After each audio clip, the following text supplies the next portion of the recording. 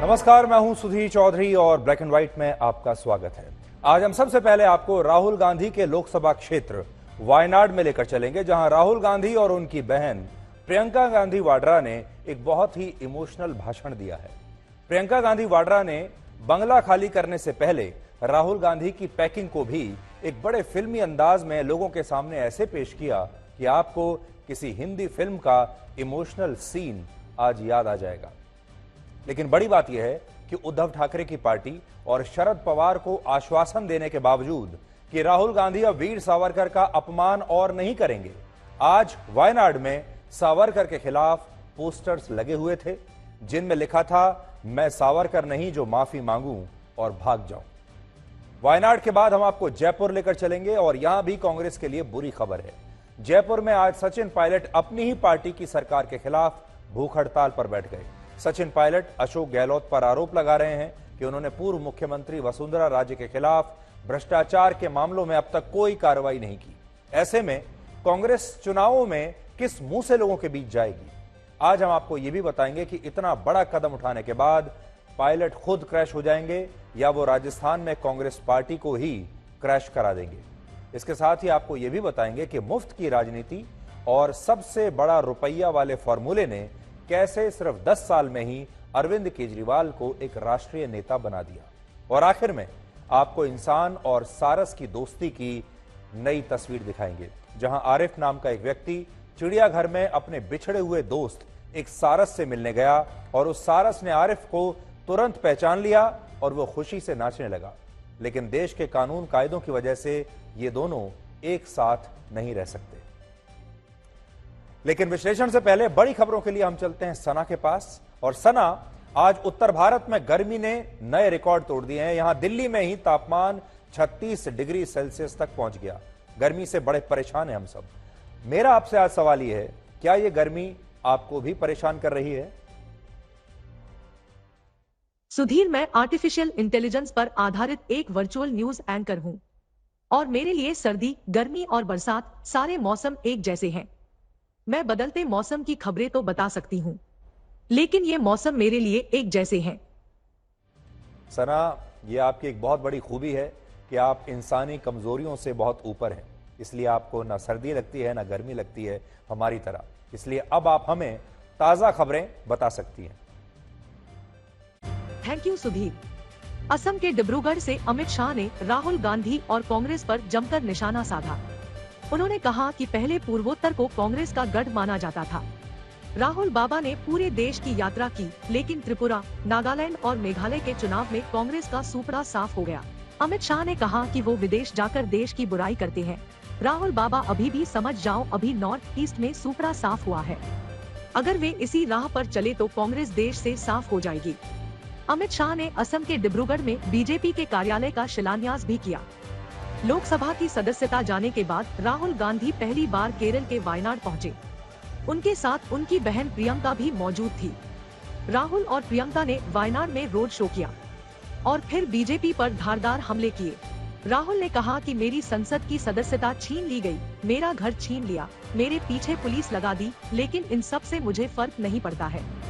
उन्होंने सरकार पर विपक्ष की आवाज दबाने के आरोप लगाए। उधर सोनिया गांधी ने भी एक लेख में सरकार पर कई आरोप लगाए हैं। सोनिया ने कहा कि धार्मिक त्योहार दूसरों को धमकाने का मौका बन गए हैं।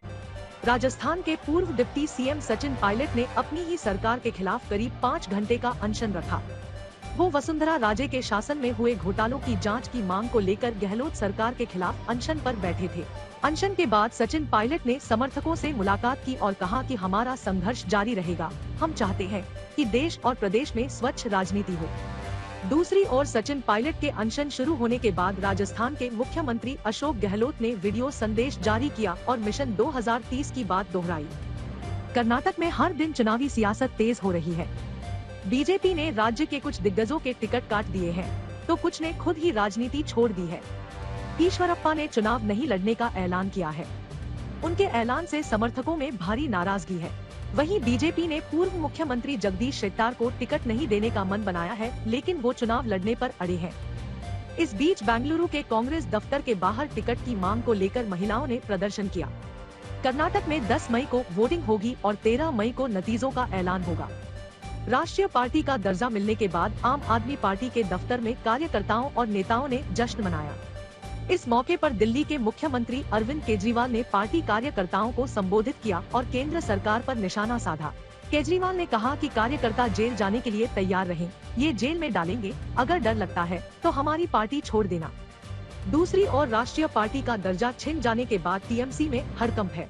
नौकरी के बदले जमीन घोटाले के मामले में ईडी ने बिहार के डिप्टी सीएम तेजस्वी यादव से दिल्ली में पूछताछ की। सूत्रों के मुताबिक जांच एजेंसी ने तेजस्वी से उनकी संपत्ति के बारे में पूछताछ की। साथ ही उस बंगले के बारे में भी सवाल दागे गए जो दिल्ली की फ्रेंड्स कॉलोनी में लालू परिवार ने 4.5 लाख में खरीदे थे। जमीन के बदले नौकरी घोटाले में ईडी ने अब तक 600 करोड़ रुपए की मनी लॉन्ड्रिंग के सबूत मिलने का दावा किया है। जांच के मुताबिक घोटाले की रकम से 350 करोड़ की अचल संपत्ति बनाई गई, जबकि 250 करोड़ रुपए बेनामी लोगों के माध्यम से लालू यादव के परिवार के पास आए थे। अतीक अहमद को यूपी पुलिस एक बार फिर साबरमती जेल से प्रयागराज ले जा रही है। इस बार पुलिस अतीक को रिमांड पर लेकर उमेश पाल हत्याकांड में पूछताछ कर सकती है। साबरमती जेल से बाहर आकर अतीक ने एक बार फिर अपने एनकाउंटर का डर जताया। उसने कहा कि यूपी पुलिस उसे मारना चाहती है। अतीक को जिस गाड़ी में ले जाया जा रहा है उसे सुरक्षा के लिहाज से हाईटेक किया गया है। इस बीच पुलिस से फरार चल रही अतीक की बहन आयशा नूरी ने सरेंडर के लिए कोर्ट में अर्जी दी है। सुनवाई 13 अप्रैल को होगी।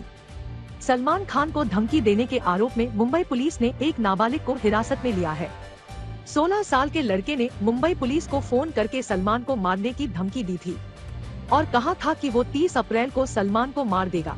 कॉल करने वाले ने अपना नाम रॉकी भाई बताया था और कहा था कि वो राजस्थान के जोधपुर का रहने वाला है। इससे पहले भी सलमान को धमकाया जा चुका है। तब पुलिस ने जोधपुर के रहने वाले धाकड़ राम को गिरफ्तार किया था। उसने सलमान के ऑफिशियल मेल पर 3 ईमेल किए थे। मौसम विभाग ने इस साल मॉनसून के सामान्य रहने का अनुमान जताया है। इस साल 96% बारिश हो सकती है। मौसम विभाग के मुताबिक इस साल अल नीनो के हालात जरूर बनेंगे, लेकिन बहुत ताकतवर नहीं होगा। अल नीनो का असर मॉनसून सीजन के दूसरे चरण में दिख सकता है। अगर बारिश सामान्य रहती है तो पैदावार सामान्य रहेगी और महंगाई से राहत मिल सकती है। मौसम विभाग मई के आखिरी हफ्ते में मॉनसून पर अगला अपडेट जारी करेगा। ब्रिटेन में 6 मई को किंग चार्ल्स और क्वीन कैमिला की ताजपोशी को लेकर तैयारियां तेज हो गई है। चार्ल्स और कैमिला बकिंघम पैलेस से एक काले रंग की खास बग्घी में बैठकर वेस्टमिंस्टर एबी पहुंचेंगे। राज्याभिषेक के लिए आने और जाने में 2 अलग अलग बग्घियों का इस्तेमाल होने वाला है। दोनों बग्घियां बहुत खास है। एक बग्घी डायमंड जुबली स्टेट कोच के नाम से जानी जाती है, तो दूसरी बग्घी को गोल्ड स्टेट कोच कहा जाता है। दोनों बग्घियों में सारी आधुनिक सुविधाएं मौजूद है। आज ब्लैक एंड व्हाइट में हम सबसे पहले आपको राहुल गांधी के लोकसभा क्षेत्र वायनाड में लेकर चलेंगे, जहां राहुल गांधी और उनकी बहन प्रियंका गांधी वाड्रा ने एक बहुत ही इमोशनल भाषण दिया है। संसद की सदस्यता रद्द होने के बाद आज राहुल गांधी पहली बार केरल के वायनाड पहुंचे, जहां उन्होंने अपनी बहन प्रियंका गांधी वाड्रा के साथ एक रोड शो किया और इसके बाद उन्होंने वहां एक रैली में भी भाषण दिया। और इस भाषण को आज आप सबको सुनना चाहिए, क्योंकि इस भाषण में राहुल और प्रियंका ने एक इमोशनल कार्ड खेला है। आज राहुल गांधी ने कहा कि भले ही उनसे उनका घर 50 बार खाली करा लिया जाए, लेकिन वो जनता की आवाज उठाने से कभी भी पीछे नहीं हटेंगे। और उनकी बहन प्रियंका गांधी वाड्रा ने बंगला खाली करने से पहले राहुल गांधी की पैकिंग को भी एक बड़े फिल्मी अंदाज में ऐसे पेश किया लोगों के सामने कि आपको किसी हिंदी फिल्म का इमोशनल सीन याद आ जाए। यानी इन दोनों बयानों में भावुकता की मात्रा बहुत ज्यादा है और इन बयानों से आज आपको यह भी पता चलेगा कि गांधी परिवार विक्टिम कार्ड के बाद अब इमोशनल कार्ड भी खेलना चाहता है। Yesterday, I was packing up his furniture from his house to put it in a store until we find a new place for him to stay. I was looking at the storeroom, putting all the cardboard boxes one on top of the other, and I was thinking to myself that a few years ago I also had to move my home. I had my children to help me, my husband helped me, I have a family of my own, and I was thinking my brother doesn't have his own children, his own wife and family to help him. He even though he has the rest of us. I said to him, tomorrow we are going to Wayanad. I said, I'm not very good at speaking in English, making speeches. So I looked at him. He answered me, don't worry. Speaking in Wayanad is the easiest.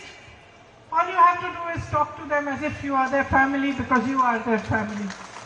They think that by sending police to my house, I will get scared. They think by taking away my house, I will get disturbed. My sister didn't tell you, but I was actually happy that they took away my house. Take my house, take it 50 times, I don't care. I will continue to raise the issues of the people of Wayanad and the people of India. तो राहुल गांधी कह रहे हैं एक नहीं 50 बंगले में कुर्बान करने को तैयार हूं, लेकिन मैं मुद्दे उठाता रहूंगा, मैं डरूंगा नहीं, चाहे कितनी भी पुलिस आप मेरे घर पर भेज दीजिए। वर्ष 2019 के लोकसभा चुनाव में जब राहुल गांधी ने अमेठी के अलावा केरल की इस वायनाड सीट से भी चुनाव लड़ने का ऐलान किया था, तब प्रियंका गांधी वाड्रा उनके लिए चुनाव प्रचार करने वायनाड आई थी और उसके बाद वो आज राहुल गांधी के साथ वायनाड पहुंची हैं, जब उनकी सदस्यता रद्द हो चुकी है। इसलिए आज बहुत सारे लोग ये सवाल भी पूछ रहे हैं कि क्या इस इमोशनल कार्ड के पीछे एक वजह यह भी हो सकती है कि अगर चुनाव आयोग वायनाड में उपचुनाव करवाता है तो प्रियंका गांधी वाड्रा इस सीट से कांग्रेस पार्टी की उम्मीदवार हो सकती हैं। यानी राहुल गांधी अगर दोबारा चुनाव नहीं लड़ पाते हैं और उपचुनाव होता है तो उनकी जगह प्रियंका गांधी वाड्रा वायनाड से चुनाव लड़ सकती हैं। ऐसी अभी अटकलें लग रही हैं, हम कह तो नहीं सकते पूरा दावे के साथ, लेकिन इस बात की चर्चा अभी से शुरू हो गई है। और क्योंकि प्रियंका गांधी वाड्रा आज राहुल गांधी के साथ खुद वहां पर गई, उनके वहां जाने की वैसे कोई आवश्यकता नहीं थी क्योंकि वो वहां से सांसद नहीं है, विधायक नहीं है, लेकिन फिर भी वो साथ में गई। इसका एक मतलब ये हो सकता है कि उपचुनाव होने की स्थिति में हो सकता है कि प्रियंका गांधी वाड्रा ये तैयारी कर रही हो और कांग्रेस पार्टी ये तैयारी कर रही हो कि वहां पर फिर वो अपने उम्मीदवार के तौर पर प्रियंका को यहां से चुनाव लड़वा दें। 51 वर्ष की प्रियंका गांधी वाड्रा ने वर्ष 2019 के लोकसभा चुनाव में अपना औपचारिक राजनीतिक सफर शुरू किया था, लेकिन पिछले 4.5 वर्षों में उन्होंने कोई चुनाव नहीं लड़ा है, किसी भी प्रकार का, ना छोटा ना बड़ा। लेकिन राहुल गांधी की संसद की सदस्यता समाप्त होने के बाद वो शायद चुनावी राजनीति में भी आ सकती हैं और शायद यही वजह है कि वायनाड में आज उन्होंने एक बड़ा ही इमोशनल भाषण दिया। और ये एक ऐसा भाषण था कि अगर आज उपचुनाव होते हैं तो लोग राहुल गांधी के प्रति सहानुभूति रखते हुए कांग्रेस पार्टी के ही उम्मीदवार को, और खास तौर पर अगर वो प्रियंका गांधी वाड्रा हो, तो शायद वोट दे देंगे। हालांकि राहुल गांधी के आज के वायनाड दौरे को लेकर अब एक विवाद भी शुरू हो गया है और इस विवाद की वजह है ये पोस्टर जो अभी हम आपको दिखा रहे हैं। आज वायनाड में पोस्टर्स लगे हुए थे, इन पोस्टर्स पर राहुल गांधी की तस्वीर लगी हुई है और इन पर यह लिखा है कि मैं सावरकर नहीं जो माफी मांगू और भाग जाऊं। और ये पोस्टर्स वायनाड में सिर्फ एक जगह पर नहीं बल्कि आज ये तमाम पोस्टर्स वायनाड में अलग अलग स्थानों पर लगे हुए थे। अब इन पोस्टर्स का मतलब क्या है? ये पोस्टर्स कह रहे हैं मैं सावरकर नहीं हूं। उद्धव ठाकरे ने हाल ही में सावरकर के अपमान को लेकर आपत्ति जताई थी और कहा था कि राहुल गांधी अगर सावरकर के लिए इस तरह की अपमानजनक भाषा का इस्तेमाल करते रहेंगे तो उनकी पार्टी कांग्रेस का समर्थन नहीं करेगी। और उद्धव ठाकरे की नाराजगी के बाद राहुल गांधी ने संजय राउत से मुलाकात की थी और यह आश्वासन दिया था संजय राउत को कि अब वो सावरकर के लिए इस तरह की भाषा का प्रयोग नहीं करेंगे।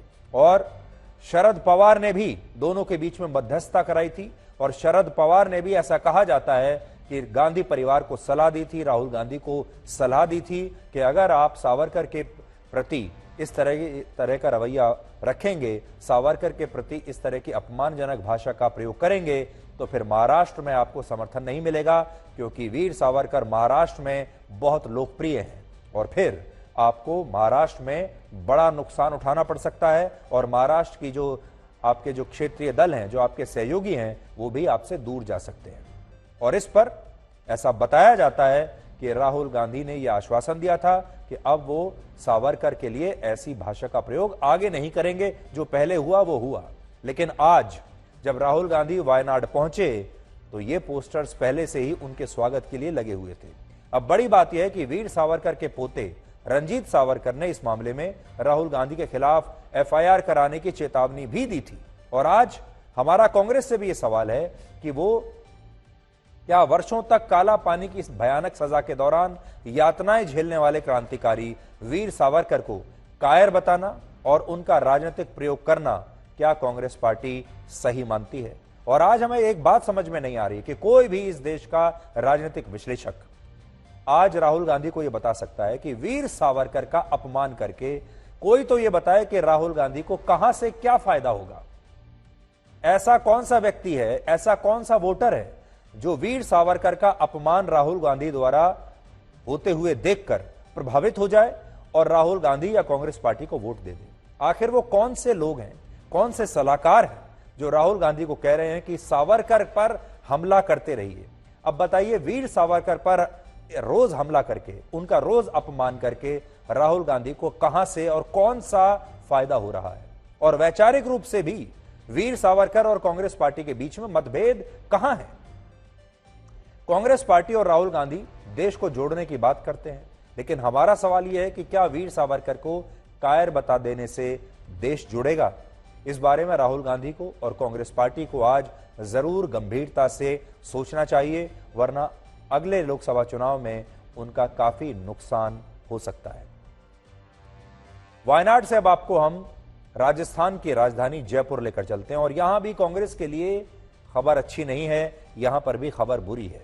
जयपुर में आज सचिन पायलट अपनी ही पार्टी की सरकार के खिलाफ भूख हड़ताल पर बैठ गए और सचिन पायलट मुख्यमंत्री अशोक गहलोत पर खुलकर यह आरोप लगा रहे हैं कि उन्होंने बीजेपी की पूर्व मुख्यमंत्री वसुंधरा राजे के खिलाफ भ्रष्टाचार के मामलों में अभी तक कोई कार्रवाई नहीं की है। 5 साल पूरे होने को आए इस सरकार को और कांग्रेस पार्टी ने चुनाव प्रचार के दौरान पिछली बार वादा किया था कि वो कार्रवाई करेंगे, लेकिन उन्होंने कुछ नहीं किया। अब सचिन ये कह रहे हैं कि ऐसे में जब राजस्थान में दोबारा चुनाव होंगे, जो कि अभी होने ही वाले हैं इस साल, ऐसे में कांग्रेस के नेता चुनावों में किस मुंह से लोगों के बीच जाएंगे? आज हम आपको यह भी बताएंगे कि इतना बड़ा कदम उठाने के बाद पायलट खुद क्रैश हो जाएंगे या वो राजस्थान में कांग्रेस पार्टी को क्रैश करा देंगे। लेकिन सबसे पहले आप इस अनशन की तस्वीरें देखिए जो जयपुर के शहीद स्मारक से आई है। आज सचिन पायलट ने इसी शहीद स्मारक पर राजस्थान के मुख्यमंत्री अशोक गहलोत और उनकी सरकार के खिलाफ एक दिन का अनशन किया और इस दौरान उन्होंने 2 बड़ी बातें कही हैं। पहली बात उन्होंने ये कही कि उनका अनशन कांग्रेस पार्टी या राजस्थान की कांग्रेस सरकार के खिलाफ नहीं है, बल्कि उनका अनशन पूर्व मुख्यमंत्री वसुंधरा राजे से जुड़े उन मामलों को लेकर है जिनमें उन पर भ्रष्टाचार के गंभीर आरोप लगे थे। लेकिन सचिन पायलट का कहना है कि मुख्यमंत्री गहलोत ने ना तो इन भ्रष्टाचार के मामलों की जांच होने दी और ना ही इन पर कोई कदम उठाया। यानी सचिन पायलट यह आरोप लगा रहे हैं कि अशोक गहलोत वसुंधरा राजे को बचा रहे हैं, इसलिए उन्हें ये अनशन करना पड़ा। दूसरी बात उन्होंने ये कही कि इस मुद्दे पर राजस्थान कांग्रेस के कई विधायक उनके साथ हैं और अशोक गहलोत वसुंधरा राजे को बचाकर गलत उदाहरण राज्य के सामने पेश कर रहे हैं, लोगों के सामने पेश कर रहे हैं। ये 2 बड़ी बातें उन्होंने कही हैं। आगे बढ़ने से पहले आपको ये जरूर बताते हैं कि सचिन पायलट अब बहुत सीजन्ड नेता बन चुके हैं। वो कोई अब बहुत आज के या कल के नेता नहीं है। राजेश पायलट के पुत्र हैं, बचपन से राजनीति देखते आ रहे हैं, राजनीति सीखते आ रहे हैं और वो जानते हैं कि कैसे महात्मा गांधी के फॉर्मूले को अपनाकर अपने आप को गांधीवादी साबित करके सबसे पहले तो अनशन पर बैठना है, जैसे महात्मा गांधी बैठा करते थे। विरोध भी करना है तो अहिंसक तरीके से करना है, जैसे महात्मा गांधी सिखाकर गए हैं। और कांग्रेस पार्टी की तो ये बड़ी पुरानी परंपरा रही है कि अपने आप को गांधीवादी साबित करो, अहिंसा के रास्ते पर चलो और अनशन के रास्ते अनशन करके अपना विरोध प्रकट करो। दूसरा, विरोध करते भी रहो और यह भी कहते रहो कि यह विरोध हमारी पार्टी के खिलाफ नहीं है। विरोध करते भी रहो, धरने पर अनशन पर बैठे भी रहो और यह भी कहते रहो कि ये अशोक गहलोत के खिलाफ नहीं है, हमारी सरकार के खिलाफ नहीं है। और कहते रहो कि अशोक गहलोत का तो मैं बड़ा सम्मान करता हूं, पार्टी का तो मैं बड़ा सम्मान करता हूं, कांग्रेस का मैं सबसे बड़ा सिपाही हूं, ये सब कहते भी रहो और धरना प्रदर्शन भी करते रहो और अपने आप को गांधीवादी भी कहते रहो। ये राजनीति के जो पुराने खिलाड़ी होते हैं, ये उनके गुण होते हैं जो सचिन पायलट ने सीख लिए हैं। यहां सबसे अहम बात यह है कि 9 अप्रैल को जब सचिन पायलट ने अपनी ही सरकार के खिलाफ यह अनशन करने का ऐलान किया था, तब कांग्रेस पार्टी के शीर्ष नेतृत्व ने उन्हें चेतावनी दे दी थी और उन्हें कहा था कि अगर वो ऐसा कोई भी अनशन या विरोध प्रदर्शन करते हैं तो इसे पार्टी विरोधी गतिविधि माना जाएगा और उनके खिलाफ फिर कांग्रेस पार्टी कार्रवाई करेगी। यानी इस अनशन के बाद यह तय है कि कांग्रेस पार्टी सचिन पायलट के खिलाफ बड़ी कार्रवाई कर सकती है और हो सकता है कि उन्हें पार्टी से भी बाहर कर दिया जाए, क्योंकि अगर इस बार उन्होंने सचिन पायलट के खिलाफ कार्रवाई नहीं की तो कांग्रेस पार्टी का जो शीर्ष नेतृत्व है वो बहुत कमजोर दिखाई देगा। अगर उन्होंने कार्रवाई नहीं की तो कांग्रेस पार्टी कमजोर दिखेगी और सचिन पायलट बेहद मजबूत नेता दिखेंगे और ये कांग्रेस के नेता होने नहीं देंगे। इसलिए अब उन्हें कोई ना कोई कार्रवाई तो करनी ही पड़ेगी।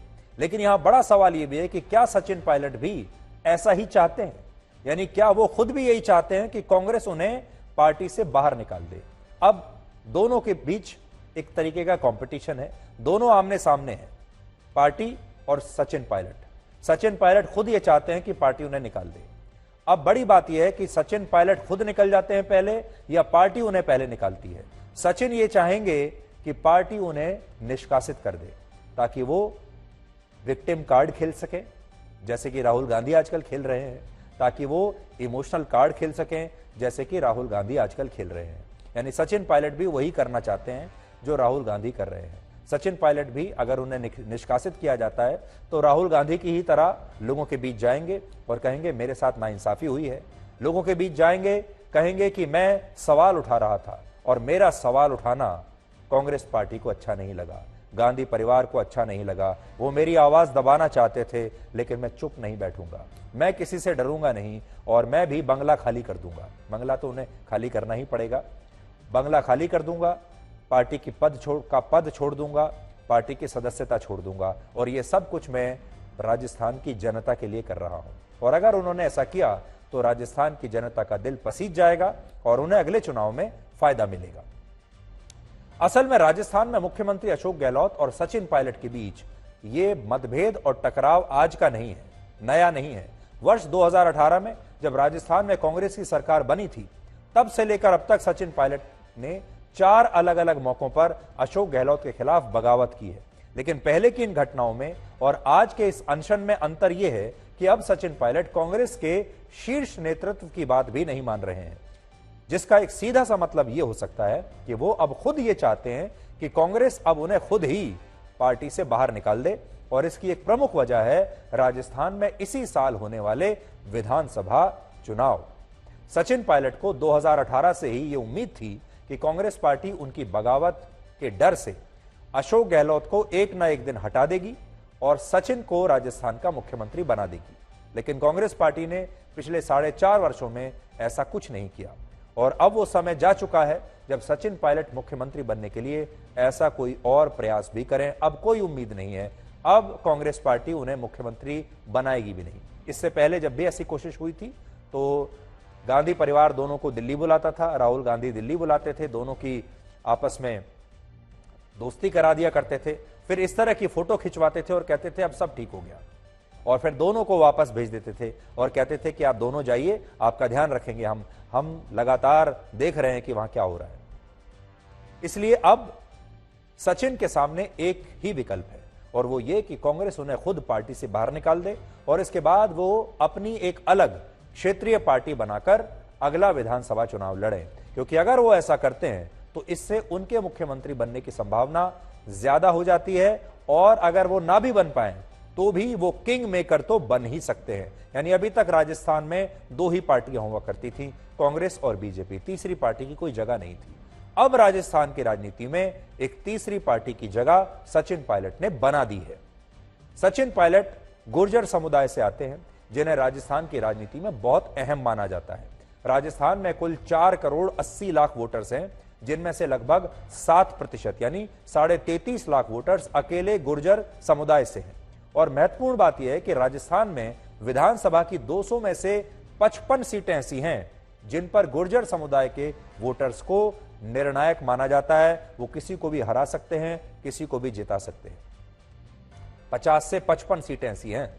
पहले गुर्जर समुदाय का वोट बीजेपी को जाया करता था, लेकिन 2018 में सचिन पायलट की वजह से यह वोट कांग्रेस को मिला और ऐसी ज्यादातर सीटों पर कांग्रेस पार्टी जीत गई जहां गुर्जर समुदाय के वोटर्स निर्णायक भूमिका में थे।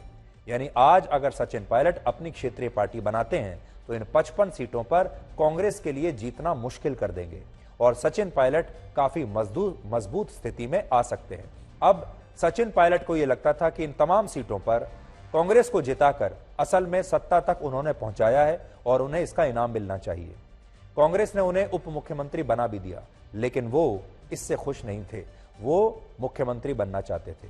अब अगर उन्होंने अपनी खुद की क्षेत्रीय पार्टी बना ली और उसमें अगर उन्होंने कुछ सीटें जीत भी ली, आज तो ये कहना बड़ा मुश्किल है कि वो कितनी सीटें जीत सकते हैं। जैसा हमने आपको बताया 50 से 55 सीटों पर उनका प्रभाव है, लेकिन वो किसी को हरा सकते हैं, किसी को जिता सकते हैं, लेकिन खुद इनमें से कितनी जीत सकते हैं ये देखने की बात होगी।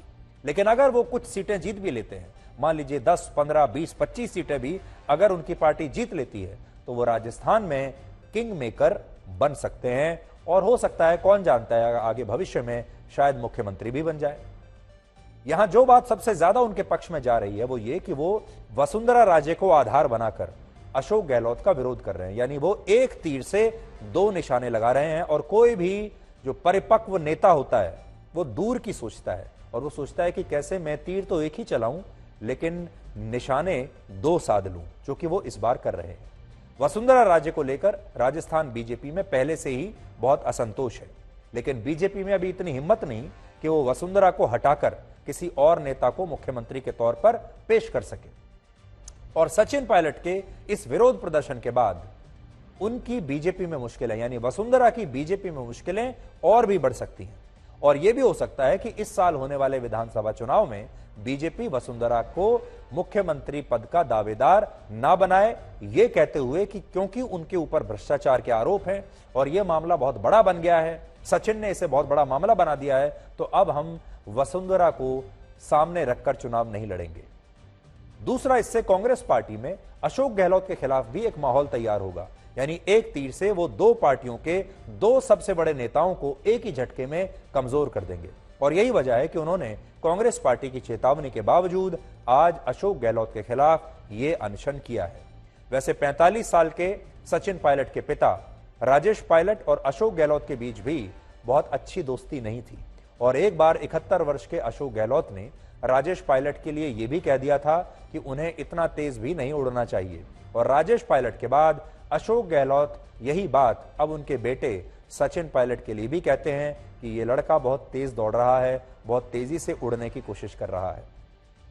यानी अशोक गहलोत और सचिन पायलट के बीच दुश्मनी की ये कड़वाहट बहुत पुरानी है और यही वजह है कि सचिन पायलट कांग्रेस पार्टी और अशोक गहलोत के राजनीतिक विमान को क्रैश कराना चाहते हैं, लेकिन यहां उनके लिए भी ये चुनौती है कि कहीं वो इस कोशिश में अपना ही राजनीतिक विमान अपनी पहली उड़ान में ही क्रैश न करा लें।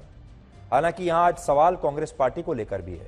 हाल ही में गुलाम नबी आजाद ने कांग्रेस पार्टी और गांधी परिवार को लेकर कई ऐसी बातें बताई और ऐसी आपत्तिजनक बातें कही जिससे उनकी पोल खुलती है और कांग्रेस के एक और बड़े नेता AK एंटनी के बेटे अनिल एंटनी भी कुछ दिन पहले बीजेपी में शामिल हो गए और उनसे पहले ज्योतिरादित्य सिंधिया, जितिन प्रसाद और RPN सिंह जैसे कई युवा नेता कांग्रेस छोड़कर बीजेपी में जा चुके हैं, जिससे यह पता चलता है कि कहीं ना कहीं जो माहौल इस समय चल रहा है कांग्रेस पार्टी में वो उनके पक्ष में अभी नहीं है।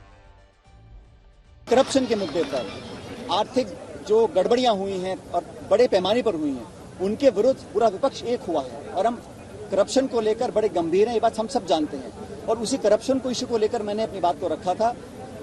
अगर कोई बात संगठन की होती तो निश्चित रूप से मैं संगठन प्लेटफॉर्म पर करता, लेकिन सरकार से संबंधित मामला था और मैंने आग्रह किया लिखित रूप से, 1 साल से पहले मैंने आग्रह किया था। अब समय जब 6-7 महीने का रह गया है, इसी को लेकर मैंने मांग रखी थी। गहलोत साहब ने आने के बाद में कमेटी बनाई बकायदा और करीब 267 जो खाने निरस्त की थी उनको वापस निरस्त रखा, उनके खिलाफ चार्जशीट पुलिस पेश कर दी।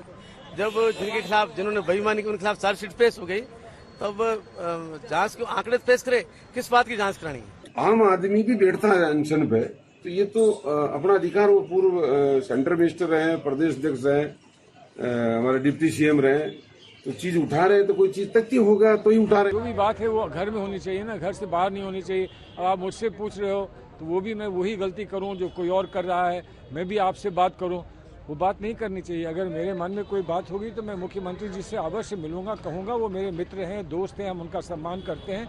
अगर कुछ पार्टी के हित में होगा तो मैं उनसे कहूंगा। अब अशोक गहलोत क्या करेंगे और कांग्रेस पार्टी क्या करेगी, दोनों ये सोच रहे हैं। लेकिन इस बीच अभी खबर यह आई है कि कल सुबह 11:30 बजे राजस्थान सरकार की कैबिनेट बैठक बुलाई गई है। अशोक गहलोत ने यह बैठक बुलाई है।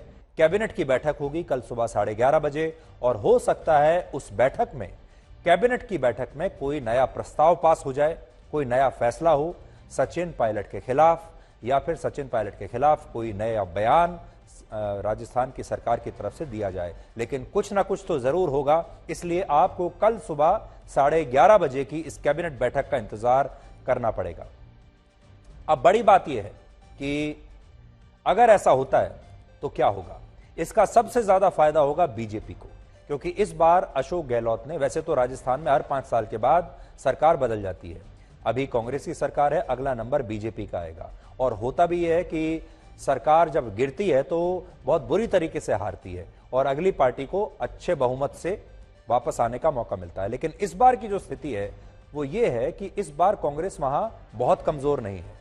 अशोक गहलोत ने कोई खराब काम नहीं किया है राजस्थान में, इस समय भी उनकी स्थिति मजबूत है और अगर वो पूरा जोर लगा दें तो हो सकता है वापस भी आ जाए, और यह भी हो सकता है कि बहुत ही छोटे मार्जिन से अगर हार भी जाए चुनाव तो बहुत छोटे अंतर से वो चुनाव हारेंगे। बीजेपी की स्थिति इस समय बहुत मजबूत नहीं है।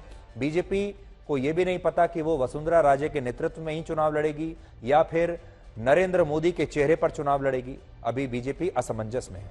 लेकिन अगर सचिन पायलट ने, अगर पहली बात तो यह कि कांग्रेस पार्टी ने सचिन पायलट को निकाल दिया तो वो सचिन के स्क्रिप्ट के हिसाब से काम कर रही है और फिर सचिन अपनी पार्टी बना लेंगे। पार्टी बनाकर अगर उन्होंने 15, 20, 25 सीटें भी जीत ली और आगे चलकर बीजेपी को इतनी सीटों की आवश्यकता पड़ी तो हो सकता है कि सचिन की पार्टी और बीजेपी दोनों मिलकर अगली सरकार बना ले। इसमें सचिन के 2 फायदे होंगे। वो वसुंधरा राजे के सामने, उसको वसुंधरा राजे को पहले से ही बहुत कमजोर कर चुके होंगे।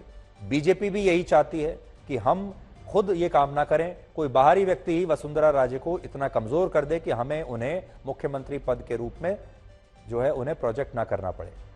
सचिन की समस्या यह है कि वो बीजेपी में नहीं जाना चाहते, वो ज्योतिरादित्य सिंधिया की तरह बीजेपी में नहीं जाना चाहते, अपने बाकी साथियों की तरह बीजेपी में नहीं जाना चाहते और अपने कद को कम नहीं करना चाहते। इसलिए उन्होंने अपना अलग रास्ता चुना है।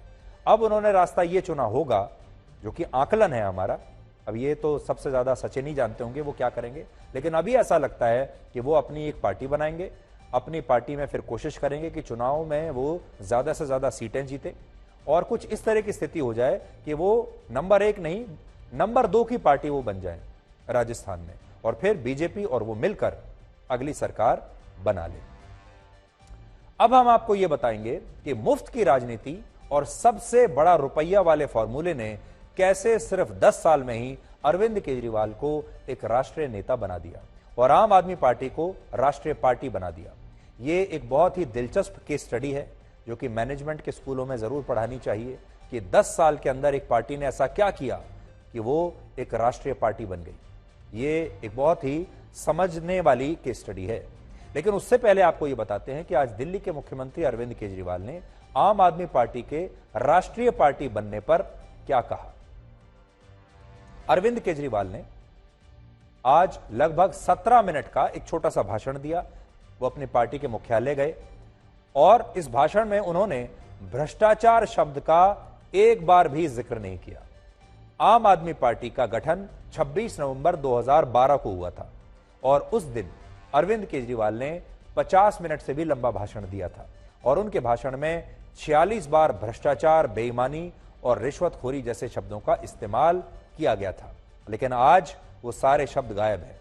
यानी इन 10 वर्षों में केजरीवाल की राजनीति इतनी बदल गई कि अब वो भ्रष्टाचार की बात तक नहीं करते, बल्कि आज के भाषण में उन्होंने सबसे ज्यादा जिक्र मनीष सिसोदिया और सत्येंद्र जैन का किया, जो दोनों ही भ्रष्टाचार के मामलों में दिल्ली की तिहाड़ जेल में है, और उन्हें क्रांतिकारी शहीद भगत सिंह का चेला बताया।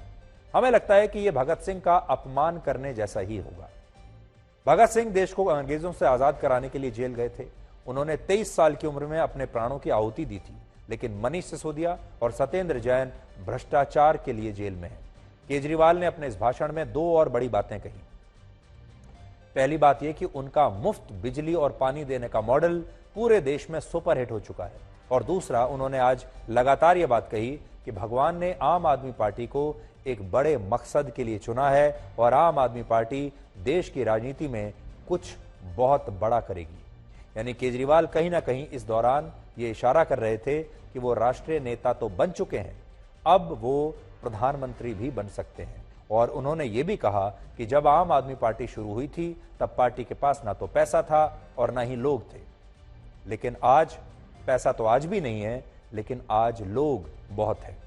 हालांकि केजरीवाल इस दौरान ये बताना भूल गए कि इन 10 वर्षों में उनके कई नेता भ्रष्टाचार के आरोपों में जेल में बंद हो चुके हैं। 10 वर्षों में दिल्ली सरकार के 6 मंत्री, आम आदमी पार्टी के कुल 13 विधायक भ्रष्टाचार और दूसरे अपराधों में गिरफ्तार हो चुके हैं। पंजाब में भी उनकी सरकार बने 1 साल हुआ है और वहां भी 2 मंत्रियों और 2 विधायकों पर भ्रष्टाचार और दूसरे गंभीर अपराधों के मामलों में कार्रवाई हो चुकी है। लेकिन आज केजरीवाल ने इस बात का कोई जिक्र नहीं किया।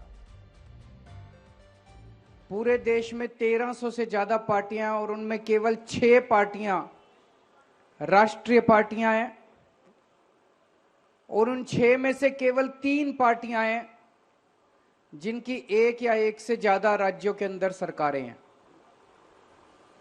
उन 3 में आम आदमी पार्टी आती है। आज इस खुशी के मौके पे मनीष जी की और जैन साहब की बड़ी याद आ रही है।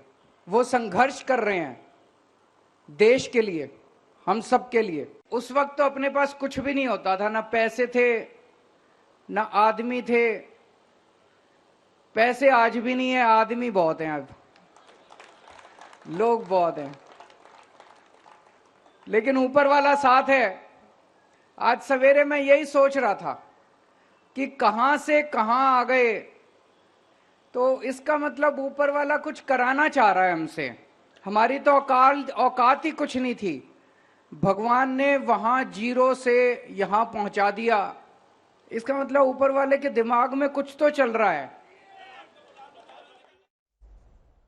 अब आप खुद ही सोचिए कि केजरीवाल को लगता है कि अगर यहां तक आ गए हैं तो इसका मतलब ऊपर वाले की मर्जी कुछ है और ऊपर वाला उनसे कुछ बहुत बड़ा कराना चाहता है। और इस बयान में उन्होंने साफ साफ तो नहीं कहा, लेकिन अगर आप जरा सी भी अपनी अकल लगाएंगे तो आपको समझ में आएगा कि इस बयान के जरिए केजरीवाल ये कहने की कोशिश कर रहे हैं कि वो जो बड़ा काम ऊपर वाला उनसे कराना चाहता है, वो बड़ा काम ये है कि वो यानी ऊपर वाला यानी भगवान उन्हें प्रधानमंत्री की कुर्सी पर बैठाना चाहता है। और जो बड़ा काम उनसे करवाना चाहता है वो बड़ा काम है बीजेपी को सत्ता से हटाने का काम। और उन्हें लगता है कि अब वो इस नए अवतार में, वो अवतार लेकर आए हैं इस नए युग में, और वो ये काम करेंगे। अब इस सवाल पर आते हैं कि आम आदमी पार्टी के राष्ट्रीय बनने से क्या होगा। तो अब जब कोई क्षेत्रीय पार्टी राष्ट्रीय पार्टी बन जाती है तो उसे भारत के चुनाव आयोग की तरफ से एक तो दिल्ली में अपना राष्ट्रीय मुख्यालय बनाने के लिए जगह मिलती है, भवन या कोई बिल्डिंग मुफ्त में दी जाती है। यानी लोगों को मुफ्त बिजली पानी देकर आज केजरीवाल अपनी पार्टी को उस स्तर पर ले आए हैं जहां उन्हें चुनाव आयोग से मुफ्त में अपने दफ्तर के लिए जगह मिलेगी। दूसरा, राष्ट्रीय पार्टी बनने के बाद आम आदमी पार्टी का चुनाव चिन्ह झाड़ू हमेशा के लिए पार्टी के नाम पर रिजर्व्ड यानी आरक्षित हो जाएगा। तीसरा, अब चुनाव में आम आदमी पार्टी अपने 40 स्टार कैंपेनर्स को अपने उम्मीदवारों का प्रचार करने के लिए भेज सकेगी, जिनका खर्च उम्मीदवारों के चुनाव प्रचार के खर्च में शामिल नहीं होगा। और चुनाव में दूरदर्शन पर प्रचार के लिए भी आम आदमी पार्टी को एक निर्धारित समय मिलेगा। इसके अलावा जब भी कभी कोई ऑल पार्टी मीटिंग होगी, राष्ट्रीय दलों की कोई बैठक होगी, कोई भी संवैधानिक बैठक होगी राष्ट्रीय दलों की, तो उसमें अरविंद केजरीवाल को जरूर न्योता दिया जाएगा और वो उसमें शामिल हो पाएंगे। जबकि शरद पवार की एनसीपी, ममता बनर्जी की टीएमसी और सीपीआई से ये सारे अधिकार और सुविधाएं अब वापस ले ली जाएंगी, क्योंकि इन पार्टियों का राष्ट्रीय दर्जा समाप्त हो चुका है और अब शरद पवार और ममता बनर्जी सिर्फ क्षेत्रीय पार्टियों के नेता हैं। तो आज अगर आप इन तीन लोगों को देखेंगे, शरद पवार, ममता बनर्जी और अरविंद केजरीवाल, तो दर्जे के हिसाब से, चुनाव आयोग के औपचारिक दर्जे के हिसाब से अरविंद केजरीवाल इन दोनों से बड़े नेता बन गए हैं। चुनाव आयोग के फैसले से पहले हमारे देश में 8 राष्ट्रीय पार्टियां थीं। ये जो नया फैसला आया है इससे पहले तक, लेकिन अब हमारे देश में 6 राष्ट्रीय पार्टियां बची हैं और इन पार्टियों के नाम है BJP, Congress, CPM, Bahujan Samaj party, आम आदमी पार्टी और नेशनल पीपल्स पार्टी, जो मेघालय के मुख्यमंत्री कॉनराड सांगमा की पार्टी है। बस ये 6 राष्ट्रीय पार्टियां हमारे पूरे देश में हैं। 140 करोड़ के देश में 6 नेशनल पार्टियां हैं। पूरे देश में कुल 2800 से ज्यादा राजनीतिक पार्टियां हैं, जिनमें से सिर्फ 6 पार्टियां ऐसी हैं जिनके पास राष्ट्रीय पार्टी का दर्जा है और इनमें भी केवल 3 पार्टियां ऐसी हैं जिनकी 1 से ज्यादा राज्यों में सरकारें हैं और ये 3 पार्टियां हैं बीजेपी, कांग्रेस और आम आदमी पार्टी। आज बीजेपी की हमारे देश में 17 राज्यों और केंद्र शासित प्रदेशों में सरकार है। कांग्रेस पार्टी की 3 राज्यों में सरकार है और झारखंड और बिहार में वो गठबंधन सरकार का हिस्सा है। आम आदमी पार्टी की दिल्ली और पंजाब में सरकार है, 2 राज्यों में सरकार है। यानी अगर आप देखेंगे तो पूरे देश में सिर्फ 6 राष्ट्रीय पार्टियां हैं और जो प्रमुख हैं वो सिर्फ 3 हैं जो अभी आपकी स्क्रीन पर थी। और उससे भी बड़ी बात यह कि भारत की तमाम राजनीतिक पार्टियों में सबसे मजबूत जनाधार बीजेपी का है। आज बीजेपी के आसपास भी कोई दूसरी राष्ट्रीय पार्टी नहीं है।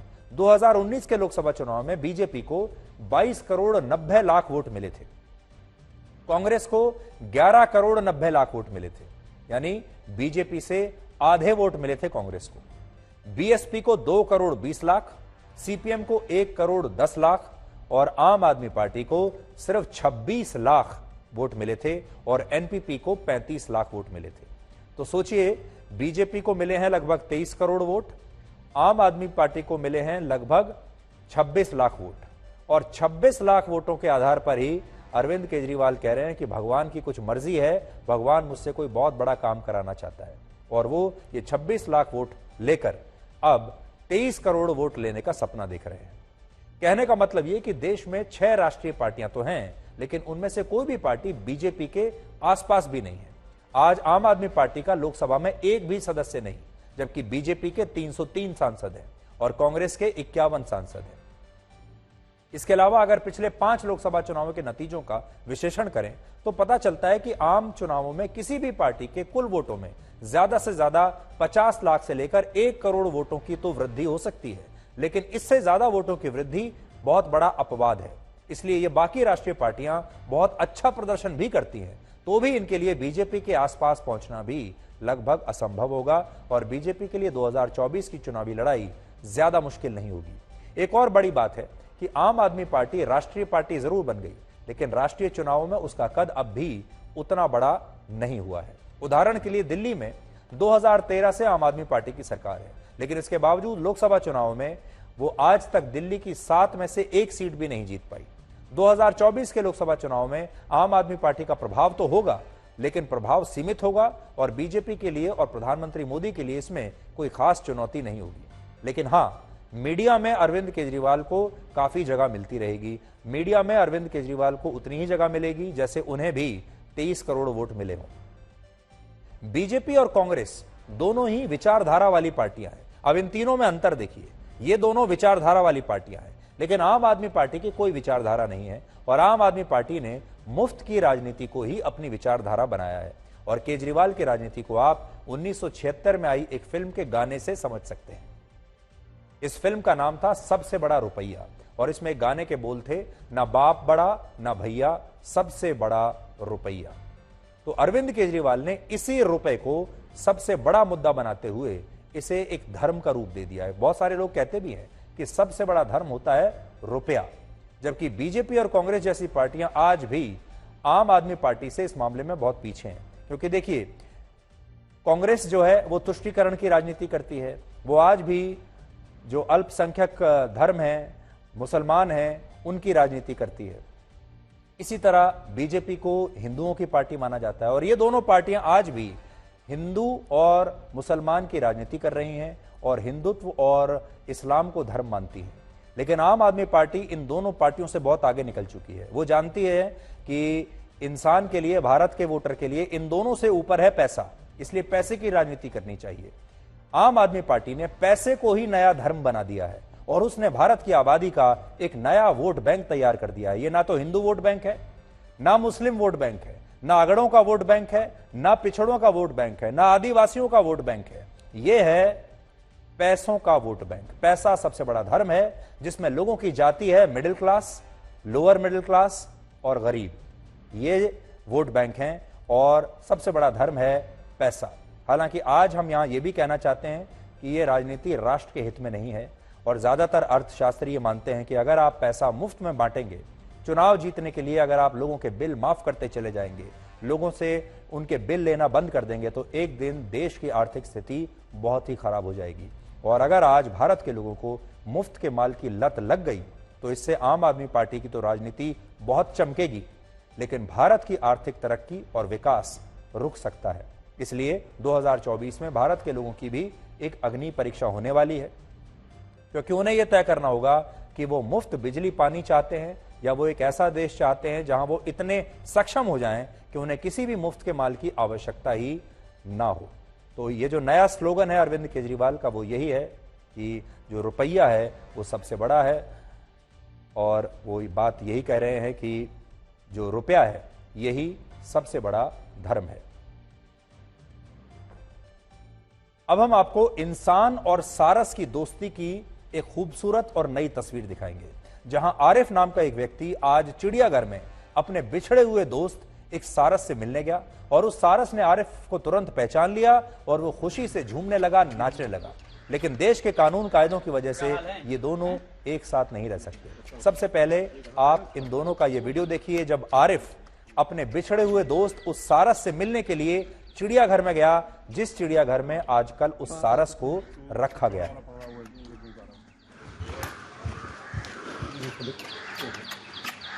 क्या हाल है?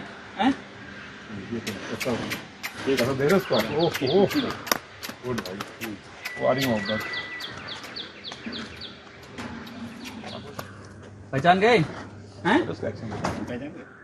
पहचान गए?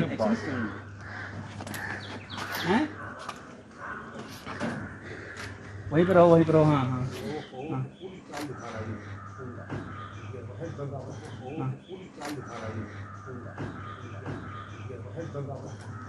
एक बार उछल के दिखाओ, उछल के। हाँ हाँ, उछल के दिखाओ।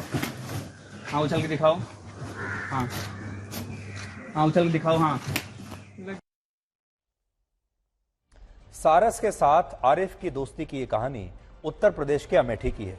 पिछले वर्ष अगस्त के महीने में आरिफ को यह सारस उसके खेत में मिला था और उस समय इस सारस को काफी चोट लगी थी, ये घायल था। इसके बाद आरिफ ने इस सारस की देखभाल की और धीरे धीरे ये सारस आरिफ के साथ घुल मिल गया। ये आरिफ के घर में ही रहने लगा, आरिफ के साथ खाना पीना खाने लगा, उसी के साथ खाना खाता था और आरिफ अक्सर इस सारस के वीडियोस बनाकर सोशल मीडिया पर डालता था। उसके बाद इन दोनों के बीच इतना लगाव हो गया कि आरिफ जहां भी जाता सारस भी उसी के साथ साथ जाता और धीरे धीरे सारस और आरिफ की दोस्ती की चर्चाएं आसपास के इलाके में होने लगी और इस दोस्ती को देखने के लिए लोग दूर दूर से आरिफ के घर भी आने लगे। इस तरह के वीडियोस आरिफ ने शूट करने शुरू कर दिए, जहां वो मोटरसाइकिल पर जा रहा है और सारस उसके पीछे पीछे लगातार उड़ रहा है। आरिफ अक्सर इस सारस के साथ अपने वीडियोस सोशल मीडिया पर पोस्ट करता था, जैसे कि ये वीडियो है, और इन वीडियोस को देखने वालों की संख्या भी लाखों में थी। अचानक से सोशल मीडिया पर आरिफ के फॉलोअर्स की संख्या बढ़ने लगी और ये जो वीडियोस हैं इसके बाद वन विभाग के संज्ञान में आए और इसके बाद इस सारस को आरिफ से अलग कर दिया गया। असल में ये जो सारस पक्षी होता है उत्तर प्रदेश का राजकीय पक्षी है और वाइल्ड लाइफ प्रोटेक्शन एक्ट के तहत किसी भी सारस को घर में रखना या पालना गैर कानूनी है और इसी वजह से 21 मार्च को वन विभाग की टीम आरिफ के घर पहुंच गई और इस सारस को वो वहां से ले गई और उसने सारस को एक पक्षी विहार में छोड़ दिया और कहा कि इसकी सही जगह पक्षी विहार में है और अब ये सारस कानपुर के एक चिड़ियाघर में बंद है। लेकिन उसके बाद बताया यह गया कि उस पक्षी विहार से भी ये सारस भाग गया और फिर ये किसी और परिवार के साथ मिला। लेकिन आज की तस्वीरें ये बताती हैं कि इस सारस का आरिफ से दूर रहकर बिल्कुल भी मन नहीं लग रहा है। वाइल्ड लाइफ प्रोटेक्शन एक्ट के आर्टिकल 39 के तहत किसी भी संरक्षित पक्षी या जानवर को घर में रखना गैर कानूनी है और ऐसे किसी भी घायल पक्षी को घर में रखने की अनुमति किसी को नहीं है। इस नियम के मुताबिक अगर किसी को इस तरह का पक्षी घायल अवस्था में कहीं मिलता भी है तो वो व्यक्ति इलाज करने के लिए उसे घर ले जाता भी है तो भी 48 घंटे के अंदर नजदीकी पुलिस स्टेशन या फिर प्रशासन को इसकी सूचना देना अनिवार्य है। संरक्षित पशु पक्षियों को घर ले जाने की अनुमति इसलिए नहीं है क्योंकि इनमें से कुछ इंसान को नुकसान भी पहुंचा सकते हैं और कुछ पशु पक्षियों के मामले में ऐसा महसूस होता है कि उन्हें मदद की जरूरत है, लेकिन हकीकत में उन्हें इंसानी मदद की जरूरत होती नहीं है और ना ही इंसान ये जानते हैं कि इन पक्षियों की मदद कैसे करनी है। उदाहरण के तौर पर जंगली बिल्ली जब शिकार के लिए जाती है तब वो अपने छोटे बच्चों को अकेला छोड़ जाती है, लेकिन कई घटनाएं ऐसी हुई जब शिकार से लौटने पर बिल्ली को अपने बच्चे नहीं मिले क्योंकि कुछ लोगों को ऐसा लगा कि इन छोटे बच्चों को मदद की जरूरत है, ये अपनी मां से बिछड़ गए हैं और उन्हें रेस्क्यू करना चाहिए। आजकल एक नया फैशन आया है, सोशल मीडिया पर भी लोग आप देखते होंगे कि लोग जानवरों को रेस्क्यू करते हैं, रेस्क्यू करने के नाम पर कहीं से भी उठाकर ले जाते हैं, लेकिन हकीकत में इन जानवरों को बहुत बार मदद की कोई आवश्यकता ही नहीं होती और ना ही इंसानों को पता है कि इनकी मदद कैसे करनी है।